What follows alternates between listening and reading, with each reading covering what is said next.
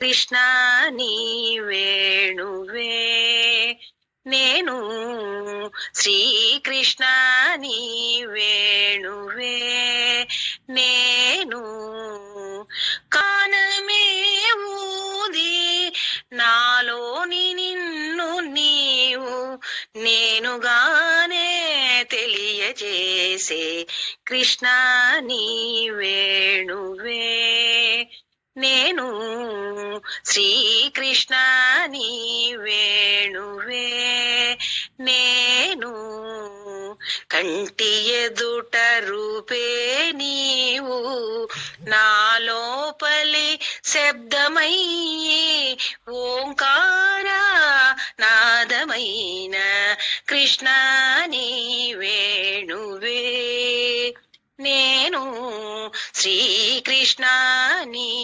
వేణువే నేను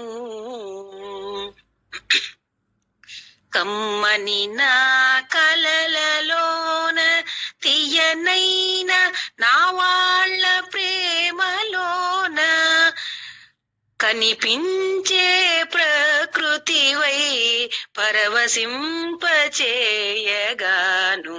కృష్ణ నీ వేణువే నేను శ్రీకృష్ణ నీ వేణువై నేను రాధనైతే నీలోని భాగమైతే నిన్ను విడవకుండా నింగినున్నా నేలనున్నా నీతోనే ఉన్నాగా కృష్ణ నీ వేణువే నేను శ్రీకృష్ణ నీ వేణువై నేను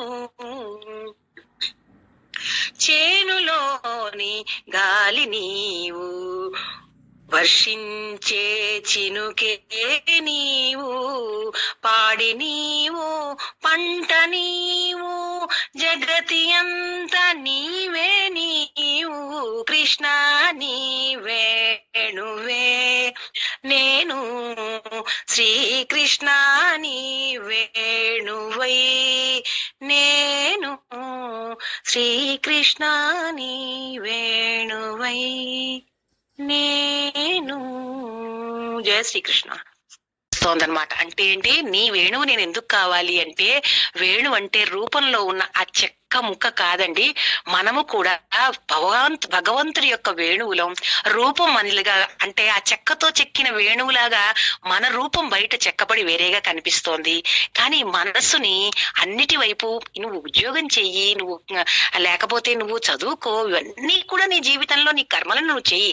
కానీ దానికి కావాల్సిన ప్రేమతత్వాన్ని ఎక్కడ ఎవరితో ఎలా మసగాలి, జీవితంలో ఒక ప్రకృతి ఒక ప్రేమమయుడు ఉన్నాడన్న ఆ జ్ఞానంతో నువ్వు మెలగాలంటే నీ లోపల నువ్వు కొన్ని నెగిటివ్ థాట్స్ నువ్వు కనుక ఖాళీ చేసుకుంటే అన్నమాట.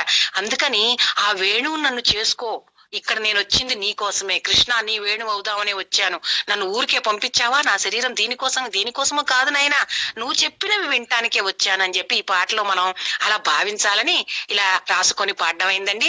మీ అందరూ విని ఆనందిస్తారని నేను భావిస్తున్నాను. మీ రుక్మిణి అండి. థ్యాంక్ యూ అండి.